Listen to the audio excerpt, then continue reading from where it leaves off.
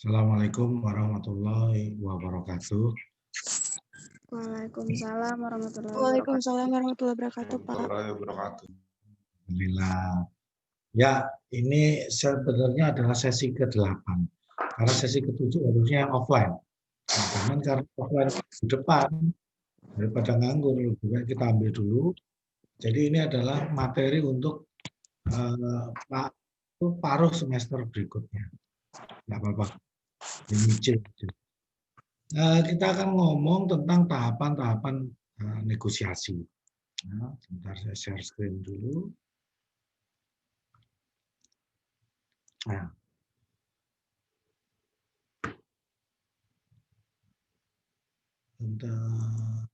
Ya, oke. Negosiasi itu ada beberapa tahap yang harus kita lalui, kita persiapkan, ya, termasuk di dalamnya yang pertama persiapan. Persiapan itu apa? Kita perlu tahu dulu lokasinya di mana, waktu ketemunya di mana, siapa yang nanti harus ikut. Ya. Karena lokasi itu mempengaruhi apa? Banyak atau enggaknya noise. Terus kemudian, apakah bisa dibangun situasi yang formal atau situasi yang informal? Waktu pertemuan juga begitu. Kalau office hour, bawaannya formal. Tapi kalau umpamanya ditaruhnya di waktu makan siang, bisa informal. Cuman waktunya pendek. Kalau sore, malam, nah itu masing-masing tergantung dari tujuan dan pendekatan Anda terhadap negosiasi tersebut. Siapa aja yang hadir? Anda bawa siapa? Apakah sendiri atau bawa satu dari anggota tim Anda atau bawa banyak orang? Ya, itu juga mempengaruhi. Oke. Terus kita juga ngomong berapa lama kita akan melakukan negosiasi. Jadi ada skala waktu yang kita pasang. Sehingga kita bisa tahu maksimum kita cuma sampai sekian, maksimum cuma sampai sekian. Oke. Nah, semuanya dikumpulin.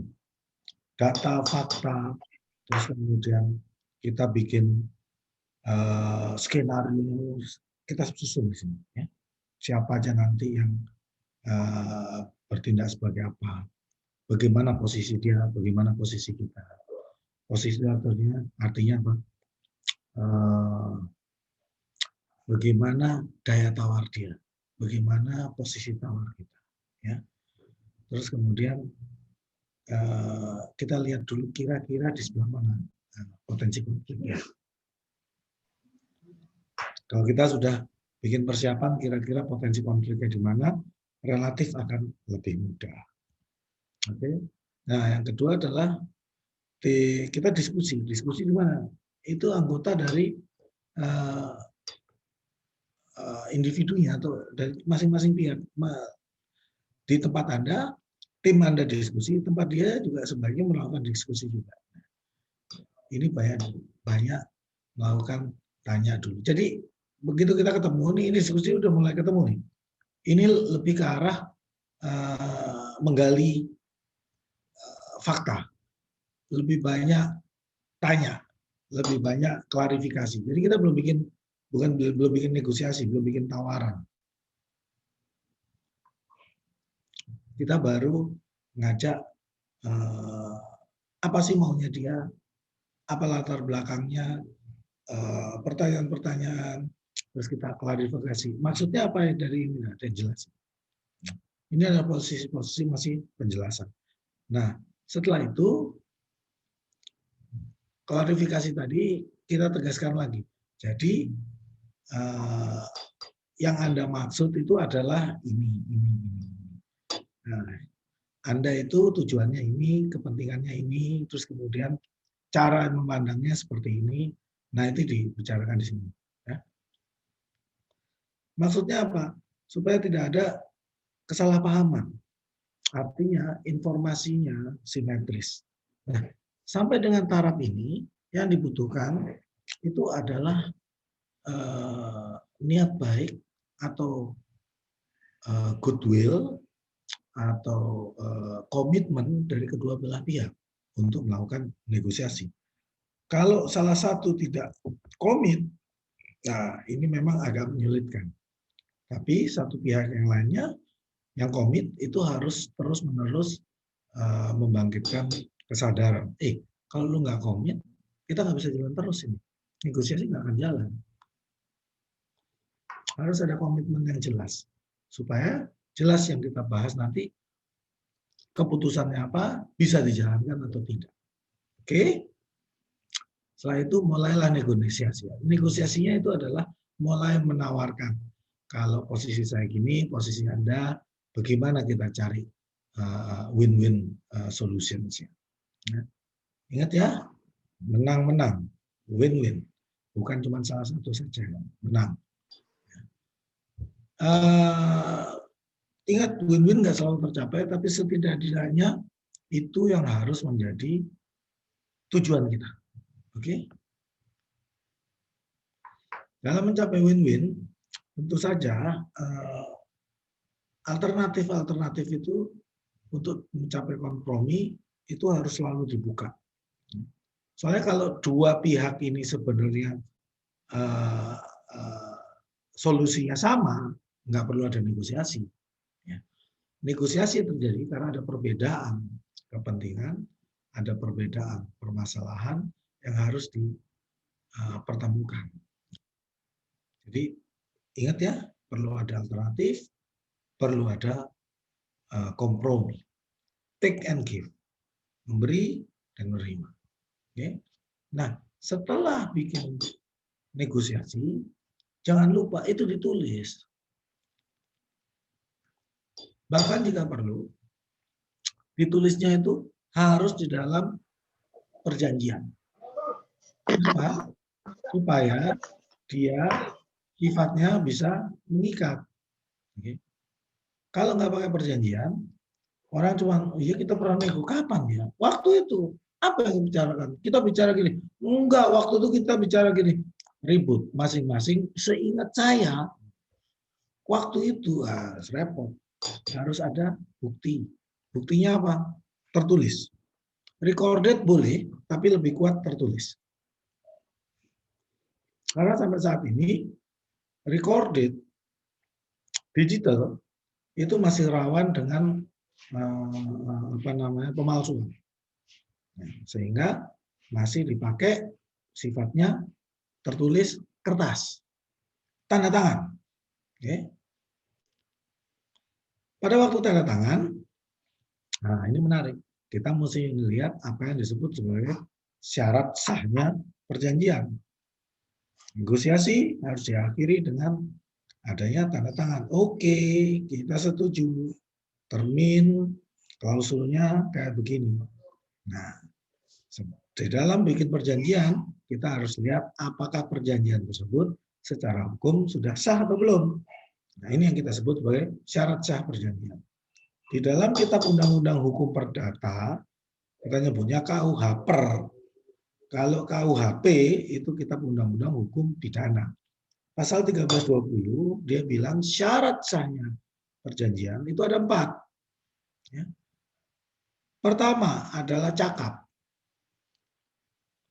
Cakap itu maksudnya bukan ganteng, bukan cantik, enggak. Tapi dia sudah dinyatakan dewasa atau sudah menikah. Dewasanya di sini itu adalah 17 tahun untuk perdata ini. Atau sudah menikah. Tidak di bawah pengampuan, artinya dia tidak ada walinya, wali pengampu. Terus kemudian dia boleh bertindak secara hukum, karena ada orang-orang yang tidak boleh bertindak secara hukum. Umpamanya,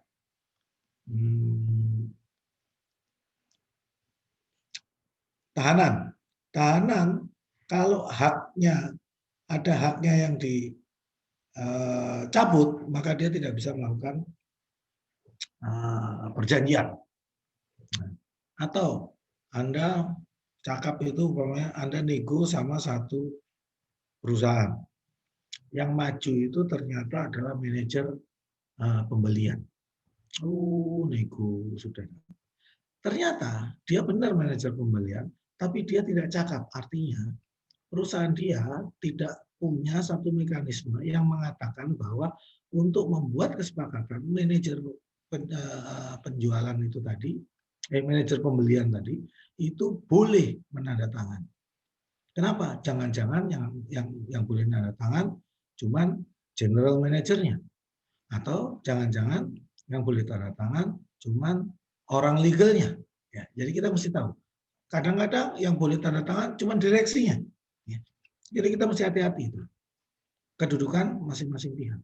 Cakap atau tidak, layak atau tidak, boleh atau tidak secara hukum. Yang kedua harus ada kesepakatan. Kesepakatan tanda petik nggak boleh ada paksaan, nggak boleh ada unsur penipuan. Penipuan itu artinya adalah ada hal-hal yang disamarkan sehingga saya pikir itu adalah umpamanya saya pikir itu adalah 4 hari kalender, ternyata 4 hari kerja. Itu beda ya. Contoh 4 hari kalender sama 4 hari kerja. Pada waktu liburan kemarin, Maulid, itu hari kerjanya minggu kemarin itu cuma Senin Selasa. Rabu, Kamis, Jumat, Sabtu itu libur. Sehingga kalau 4 hari kalender itu Senin, Selasa, Rabu, Kamis. Tapi kalau 4 hari kerja, Senin, Selasa, Gitu. Bedanya bisa hampir seminggu. Oke? Terus nggak boleh ada khilaf. Khilaf itu artinya ya hampir sama dengan penipuan, tapi khilaf itu lebih ke arah, oh saya pikir ini ternyata bukan itu. Oh saya lupa. Harusnya itu kapasitas kita itu maksimum 1.000 piece per bulan. Oh di situ saya nulisnya 10.000 ya. Nah, itu termasuk salah satu khilaf. Nggak boleh ada kekhilafan itu. Oke. Syarat yang ketiga yang akan kita perjanjikan jelas. Ukurannya jelas, apa yang akan kita atur jelas. Jadi sesuatu tidak boleh imajiner. Harus jelas apa yang akan kita perjanjikan. Yang keempat adalah kausa halal. Kausa halal itu artinya tidak bertentangan dengan hukum. Nah, 2 syarat pertama dalam hal ini adalah cakap dan sepakat. Ini adalah syarat subjektif. Artinya kalau tidak terpenuhi dapat dibatalkan secara hukum. Maksudnya apa? Upamanya ternyata saya nego dengan seseorang, baru ketahuan orang itu umurnya belum cukup, ya, belum 17. Saya kalau enggak puas, saya bisa mengajukan pembatalan. Nggak bisa. Ini kita batalin. Kenapa? Karena Anda ternyata tidak cakap di bawah umur. Nah, itu bisa dibatalkan. Tapi kalau saya happy-happy aja, terus kemudian partner kita melakukan diskusi, itu happy-happy aja, maka itu tidak otomatis batal. Ya jalan terus. Itu bedanya dapat dibatalkan secara hukum. Artinya tidak wajib batal. Nah, tapi kalau yang syarat objektif, itu batal demi hukum. Meskipun dua-duanya setuju, tapi kalau itu melanggar hukum, batal demi hukum. Umpamanya, hal tertentu jualan tuyul atau jualan santet, itu nggak bisa. Kenapa? Nggak bisa diukur. Nggak dapat ditentukan. Jual beli jin, nggak dapat ditentukan. Nah, itu nggak bisa.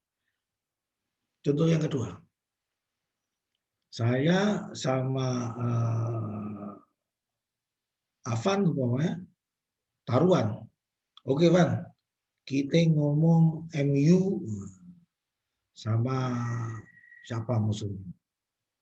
Manchester United lawan Chelsea umpamanya. Ayo ya, kalau MU menang, lu bayar 10 juta. Kalau Chelsea menang, gue bayar 10 juta. Jadi MU menang. Afan nggak mau bayar. Kita udah bikin perjanjian. Saya ke polisi. Saya bilang, Pak, Afan ini cedera janji, one prestasi. Kenapa? Dia taruhan, ini udah ada nih, kalah nggak mau bayar, sama polisi diapain? Nggak diterima. Meskipun Anda bikin perjanjian, yang Anda perjanjikan itu adalah hal yang melanggar hukum. Maka itu secara otomatis batal demi hukum.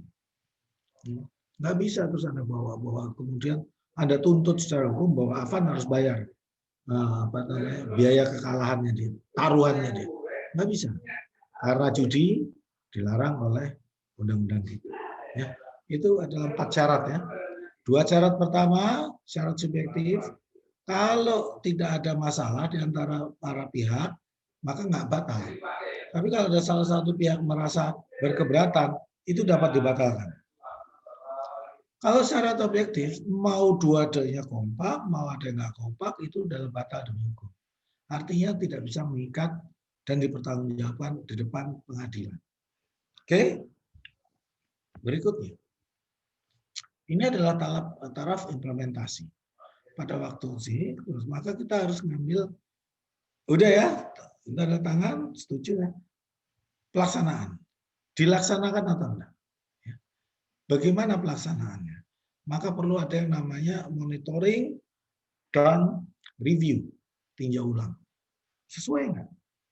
Ada yang enggak sesuai atau gimana? Maka kita perlu perhatikan dalam pelaksanaan, bagaimana pelaksanaan hak, bagaimana pelaksanaan kewajiban para pihak ya. Apakah terjadi prestasi atau wan prestasi? Dan bagaimana melakukan penyelesaian perselisihan. Oke? Apa itu prestasi dan wan prestasi? Mari kita lihat. Prestasi itu adalah sesuatu yang diminta oleh para pihak untuk melakukannya. Jadi diminta, artinya wajib untuk melakukannya. Apa aja? Ada 3. 1, untuk melakukan sesuatu. 1, untuk menyerahkan sesuatu, barang biasanya. Untuk berbuat sesuatu, jasa umpamanya, atau melakukan sesuatu. 3, atau tidak berbuat sesuatu. Jadi bisa diperjanjikan umpamanya tidak berbuat sesuatu. Umpamanya nggak boleh nyolong. Nah, itu adalah tidak berbuat sesuatu. Nyolong itu sesuatu yang tidak boleh. Ya. 3 ya yang harus kita lihat. Dia harus, terima kasih Mas. Yang pertama itu harus menyerahkan sesuatu, biasanya bentuknya barang. Yang kedua berbuat sesuatu, biasanya tindakan jasa. Yang ketiga adalah tidak berbuat sesuatu. Oke, itu disebut prestasi. Lah kalau wan prestasi itu kayak gimana? Wan prestasi itu cedera janji atau ingkar janji. Apa aja? 1, iya dia melakukan sesuatu, tapi nggak sesuai dengan yang diminta. Ya, contoh, saya pesen 100 lembar sarung kepada Mbak Maudi, saya pesan 100 lembar sarung. 50 warna merah, 50 warna biru. Dikirim ke rumah saya di THB. Ya, hari Sabtu tanggal 7 jam 10 pagi. Oke. Ya. Tapi yang terjadi dikirim sama Mbak Maudi 100, tapi biru semua. Nah, nggak benar kan? Nah, itu termasuk dikirim 100 jumlahnya, tapi tidak sesuai dengan yang diminta. Atau dikirim jumlahnya kurang dari 100. Atau dikirim bukan sarung, tapi kebaya. Itu masuk wan prestasi. Yang kedua, dikirim benar 50 merah, 50 biru, tapi dikirimnya hari Minggu. Atau dikirimnya hari Sabtu, tapi jam 4 sore. Atau dikirimnya hari Sabtu jam 10, tapi bukan di rumah saya, dikirim ke kantor saya. Itu juga wan prestasi, cedera janji, ingkar janji. Atau nggak ngelawan sama sekali, nggak dikirim. Itu kurang ajar, nggak dikirim. Kemudian yang terakhir adalah melakukan sesuatu yang menurut perjanjian tidak boleh dilakukan. Contoh, saya minta ke Mbak Oki, Mbak Oki, tolong saya kerja sama Mbak Oki pinter masak, tolong sediakan makanan untuk tamu-tamu saya mau mengadakan private party. Nah, pada waktu bikin private party tadi, di dalam private party tadi, yang masak adalah Mbak siapa tadi? Saya minta siapa tadi? Oh ya, Mbak Feby katakan. Mbak Feby, Anda yang masak ya. Anda boleh lakukan apa aja, kecuali satu. Ya. Ini stok daging yang ini jangan dipakai. Kenapa? Ini stok daging ini mau saya kasih buat ibu saya. Yang lain boleh Anda pakai, ini jangan dipakai. Artinya secara perjanjian, ada yang tidak boleh dilakukan apa? Mbak Feby tidak boleh memakai stok daging ini khusus. Prestasinya adalah dia tidak pakai ini. Tapi ternyata dia masak, dia pakai itu daging. Nah, maka dia disebut wan prestasi. Dia melakukan sesuatu yang menurut perjanjian tidak boleh dilakukan. Oke? Itu wan prestasi. Nah, kalau terjadi wan prestasi gimana? Ada beberapa macam konsekuensinya. Yang pertama, minta ganti rugi. Ganti ruginya apa? Ganti rugi nyata yang jelas timbul, ganti rugi penyerta, umpamanya ongkos-ongkos. Ini gara-gara ini saya harus ngurus ke sana, ke sini, ada transport, ada biaya listrik, ada biaya kendaraan, ada biaya bensin, ada tol, ada parkir, ada. Nah, biaya-biaya itu tadi itu disebut ganti biaya. Oke. Yang ketiga adalah ganti ruginya adalah keuntungan. Harusnya kalau saya ini sarung dikirim tadi sama Mbak Maudi, itu maksudnya mau saya jual.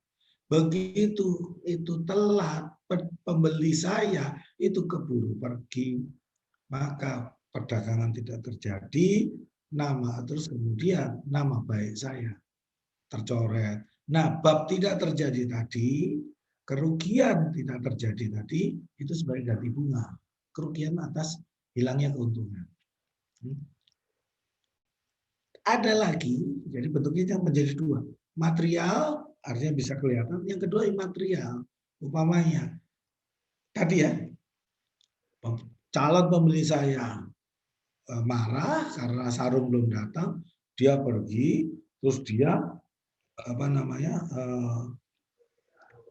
jelek-jelekin saya, dalam arti memberikan review negatif. Kenapa? Saya ingkar janji. Nah, pada posisi ini harga diri saya, nama baik saya tercederai.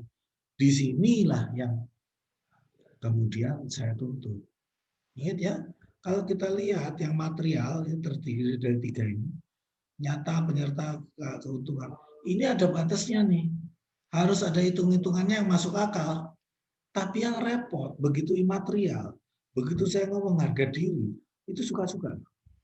Saya minta kerugian imaterial, harga diri saya tersakiti, itu bisa 2 juta, bisa 2 miliar, bisa 200 miliar.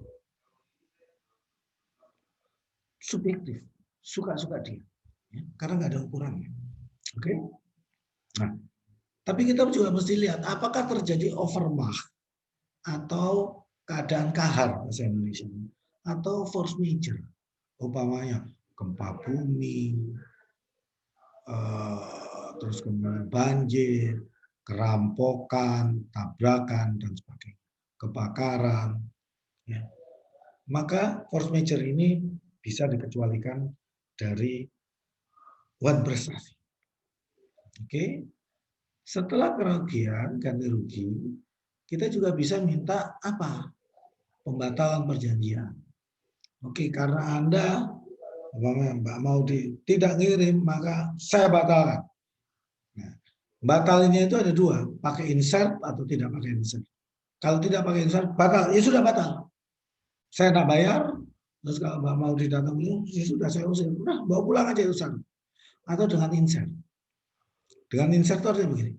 Kalau Mbak Maudi jam 10 di THB tanggal 7 November nggak nongol dengan 100 sarung berupa 50 merah, 50 biru, maka saya akan mengadakan sarung dengan spesifikasi yang sama dari tempat lain atas biayanya Mbak Maudi.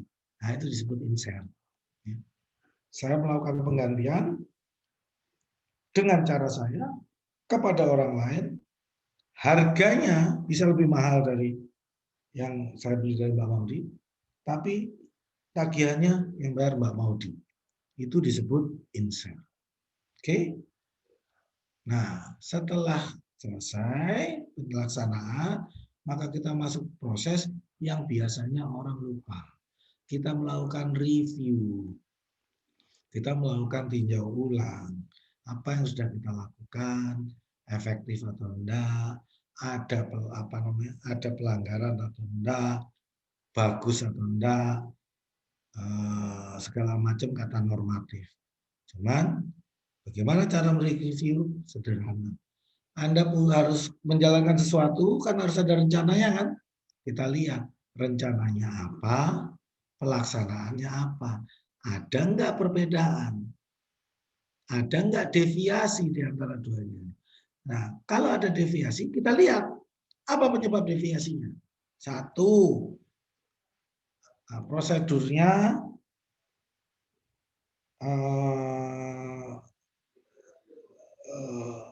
instruksinya tidak dijalankan dengan sungguh-sungguh, ya, atau nggak dijalankan. Yang kedua, ternyata situasi tersebut nggak diatur. Oke, di dalam perjanjian nggak diatur, jadi nggak dikerjakan. Atau ini menarik, ada situasi yang ternyata nggak terduga sebelumnya. Di dalam perjanjian itu nggak disebutkan karena para pihak merasa, oh itu nggak ada, nggak kepikir lagi.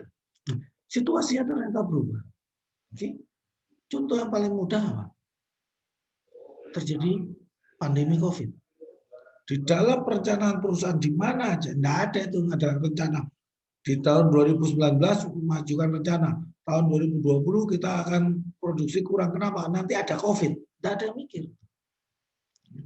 Maka bisa jadi itu ada situasi yang tidak terduga. Bisa juga itu masuk ke keadaan kahar, force majeure. Nah, hasil evaluasi itu dimasukkan ke dalam proses PDCA. Apa itu PDCA? Plan, do, check, action. Plan, perencanaan. Do, kita melakukan implementasi. Check, itu melakukan review. Act, itu melakukan apa perbaikan yang bisa kita lakukan untuk perencanaan berikutnya. Ini adalah siklus. Ya. PDCA, plan, do, check, act. Plan, do, check, action. Plan, do, check, action. Terus berputar. Ya. Kalau kita melakukan PDCA, maka yang terjadi setidaknya kualitas kita itu tidak turun. Tapi kalau jalan dengan baik, di mana ada review, di mana ada masukan untuk perbaikan, maka sedikit demi sedikit kita akan lebih baik. Ini yang disebut sebagai continuous improvement. Oke, sampai di sini penjelasannya. Kalau ada pertanyaan, silakan ditanyakan. Ayo, mau nanya enggak? Kalau enggak nanya, saya geser ke classroom. Oke, saya buka kesempatan untuk nanya secara langsung. Enggak ada? Oke. Kalau enggak ada, maka segala pertanyaan akan kita geser ke e-learning. Dan ingat, minggu depan kita akan melakukan kuliah secara offline. Kuliah secara offline kita mulainya jam 8.30 ya, bukan jam 8. Atau Anda punya ide lain? Mau jam 9? Jam setengah 9 atau jam 9? Setengah 9 aja, Pak. Setengah 9 ya? Oke, jadi insya Allah minggu depan setengah 9. Kalau nggak salah itu di lantai 3 kalau nggak salah ya, di aula. Baik, dengan demikian sesi perkuliahan ke-8 saya akhiri. Nanti jam setengah 10 kita masuk ke sesi ke-8 dari desain product and design development. Baik, Pak. Saya akhiri. Assalamualaikum warahmatullahi wabarakatuh. Waalaikumsalam warahmatullahi wabarakatuh.